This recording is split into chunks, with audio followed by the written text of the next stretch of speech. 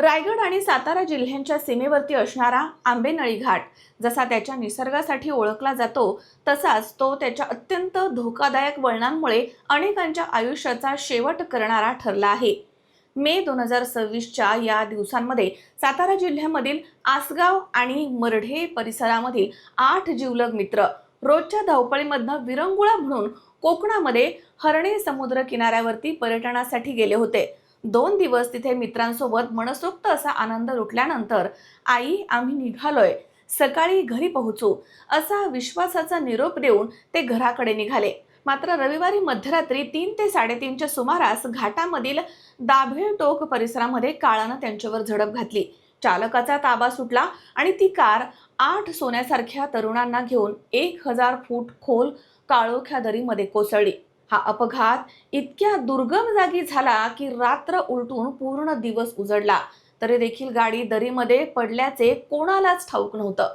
तिकडे गावामध्ये सकाळी मुलं न पोहोचल्यामुळे आई वडिलांचा जीव हा वरखाली होऊ लागला।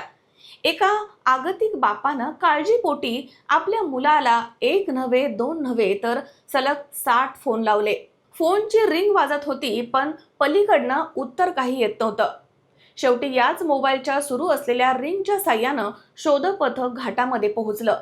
पण जेव्हा मदत कार्य दरीमध्ये उतरले तेव्हा तिथे केवळ गाडीचा चक्काचूर झाला नव्हता, तर त्या 8ही मित्रांचा जागीच मृत्यू झाला होता। कालपर्यंत ज्यांच्या हसण्यानं गल्ली गजबजायची, तिथे आज त्या 8ही मित्रांची सामूहिक अंत्ययात्रा निघत होती।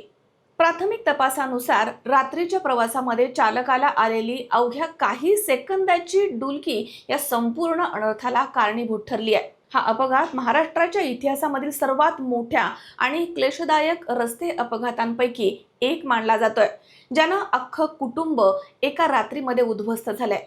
या दुर्दैवी घटनेनं अनेक गंभीर प्रश्न उपस्थित केले जात आहेत।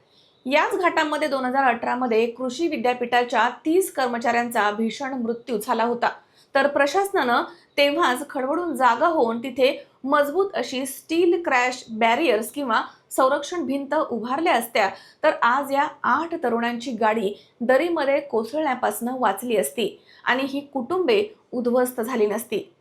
रात्रीच्या वेळी थकलेल्या अवस्थेमध्ये कोकणामधील तीव्र वळणांच्या घाटामध्ये ड्रायव्हिंग करणं किती जीवघेणं ठरू शकतं, हे या घटनेनं पुन्हा एकदा सिद्ध केलं आहे।